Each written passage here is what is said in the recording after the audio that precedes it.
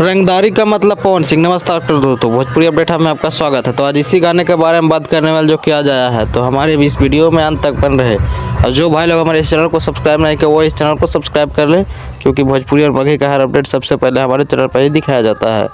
तो दोस्तों बात करें आज वाला गाना की, तो आज का गाना बहुत ही बवाल और धमाकेदार है, जो कि जिस गाने का नाम है आरा के बाबूआन।